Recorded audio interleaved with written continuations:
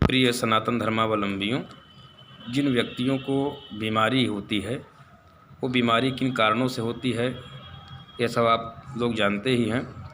इसके लिए तो हमारे धार्मिक शास्त्रों में गरुड़ पुराण में बताया गया है किस कारण से व्यक्ति को ज्वर होता है, बुखार होता है, ऐसे बहुत सारे शास्त्रों में उल्लेख हैं। निवेदन करेंगे आप सभी के समक्ष कि व्यक्तियों को बीमारी का कारण और निवारण क्या है। आयुर्वेद कर्ता भगवान धन्वंतरी ने, जिन्होंने आयुर्वेद की रचना करी भगवान धन्वंतरी ने, उसमें उल्लेखित किया है किन किन कारणों से बीमारियां होती हैं और उन बीमारियों का निवारण क्या है। अगर बीमारियां हो जाएं तो उस समय क्या खाना चाहिए, क्या नहीं खाना चाहिए, ऐसा एक शास्त्र ही बनाया गया है, एक वेद बनाया गया है। 4 वेदों में एक वेद ऐसा है जो व्यक्ति के स्वास्थ्य को लेकर के बनाया गया। और धन्वंतरी भगवान कौन है? जब 14 रत्न समुद्र मंथन से निकले थे तो अमृत का कलश लेकर के जो भगवान धन्वंतरी निकले थे, वही धन्वंतरी भगवान ने अमृत कलश लेकर निकला था, वही आयुर्वेद के कर्ता हैं, वो सारी बीमारियों के निवारण करने वाले हैं। और आजकल जब हम लोग मनाते हैं क्या बोलते हैं इसे, धनतेरस जिसे कहते हैं, धनतेरस में मतलब हम लोग कटोरा खरीदते हैं, लोटा खरीदते हैं, गिलास खरीदते हैं, थाली खरीदते हैं। यह सब हम लोगों को खरीदने के नहीं, उस दिन जो है अमृत कलश लेकर के भगवान धन्वंतरी निकले थे, तो वह आरोग्य करता है, उनकी साधना करनी चाहिए। लोगों को ये भी ज्ञान नहीं रहता है, कोई चनपट्टी खरीदता है, कोई कुछ खरीदता है, ये भ्रांतियाँ भी अजीब सी है।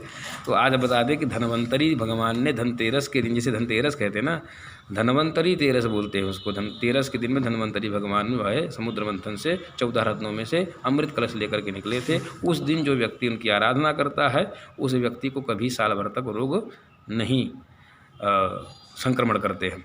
तो उन्होंने वेद के, आयुर्वेद के अंतिम श्लोक में लिखा, पहले तो उन्होंने बताया कि इन इन कारणों से ये रोग होंगे, फिर उनका ये निवारण होगा, फिर इसमें क्या खाना चाहिए क्या नहीं, बहुत सारे वर्णन बताए, बहुत सारे रोग बताए, जहाँ तक कि हैजा तक की भी महामारी का वहाँ पे उल्लेख किया था। लेकिन उसके अतिरिक्त उन्होंने उल्लेख नहीं किया। उन्होंने फिर किसका उल्लेख किया है? अंतिम श्लोक में उन्होंने लिख दिया है कि हे प्राणियों, श्रोताओं या बुद्धिजीवियों, अच्युतानंत गोविंद नामोच्चारण भेषजात नश्यन्ति सकलाः रोगाः सत्यम सत्यम वदाम्यहम्। यह आयुर्वेद का अंतिम मंत्र है। मैं कह रहा हूँ कि बहुत सारे प्रकार के आप लोग पाप कर्म करेंगे, और जब व्यक्ति के जीवन में पाप अधिक बढ़ेंगे तो बीमारियाँ भी स्वाभाविक हर प्रकार के रूप से आएंगी। तो इसीलिए उन्होंने कहा कि सारे बीमारियों का, रोग का निवारण एक ही है। क्या है? सबसे बड़ी औषधि है अच्युत अनंत गोविंद। अच्छा, ये भी है, अब इसमें तो एक वीडियो बड़ा हो जाएगा, लेकिन समझने की कोशिश करिएगा कि बीमारियां बढ़ी क्यों।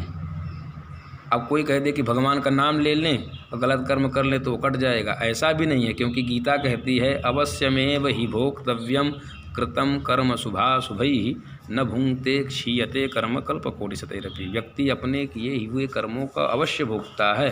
भगवान श्री कृष्ण ने पूर्व जन्म में राम के रूप में रहते हुए मारा बाली को।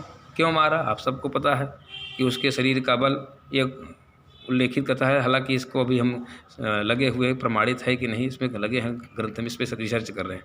तो जहाँ तक सामान्य बात है कि हमारे स्वाभाविक बात है, बहुत सारे विद्वानों ने, बड़े लोगों ने भी ये कहा कि जो है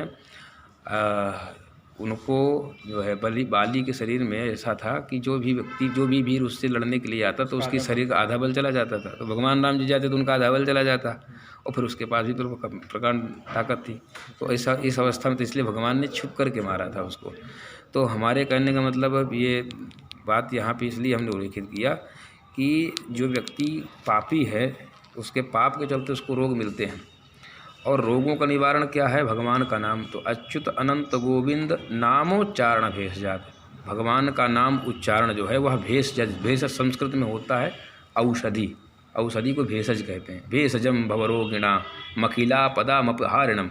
जिस व्यक्ति के जीवन में रोग ही रोग बना हो, कष्ट ही कष्ट बने हों, दुख ही दुख बने हों, तो वह भगवान महामृत्युंजय की भी आराधना करते हैं। तो भगवान महामृत्युंजय के मृत्युंजय स्तोत्र में लिखा भेषजम भवरोगिणा मखिला पदामपहारिणम चंद्रशेखरमाश्रय मम किम करिष्यति वै यमः, यम भी मेरा क्या कर सकता है। तो आयुर्वेद कर्ता भगवान धन्वंतरी ने अंतिम श्लोक में लिखा है कि अच्युत अनंत और गोविंद भगवान के इस पवित्र नाम को लेने से व्यक्ति को कोई रोग नहीं होता है। आयुर्वेदिक में हाँ, तो अच्युत अनंत गोविंद कौन सा नाम है वो? अच्युत अनंत गोविंद, अच्युत अनंत गोविंद, अच्युत अनंत गोविंद, इस नाम का जप करें। ठीक है, इससे आपको रोग नहीं आएंगे। लेकिन आप कुछ गलत करें और उसके परिणाम से आपको रोग पकड़ रहे हों, तो फिर आप अच्युत अनंत गोविंद करते रहे तो मतलब कहने के जो नियम से रहता हो उसके पूर्व जन्म के संचित पाप कर्मों के कारण उसके जीवन में जो है लाभ नहीं मिल रहा है, रोग बने हुए हैं, तो उसके लाभ के लिए यह मंत्र बनाया गया है। कौन सा? अच्युत अनंत गोविंद नामोच्चारण भेजात नश्यन्ति सकलाः रोगाः। यहाँ बहुवचन का प्रयोग किया, संपूर्ण प्रकार के रोगों का नाश करेगा। सत्यम सत्यम वदाम्यहम्, मैं सत्य कह रहा हूँ, मैं सत्य कह रहा हूँ, मैं सत्य कह रहा हूँ। अब ये बात तो यहाँ पे आयुर्वेद कर्ता भगवान ने कहा, लेकिन उन्होंने सब कुछ देखने के बाद अंतिम में यह श्लोक किया, उस पर एक टिप्पणी भी लिख दी।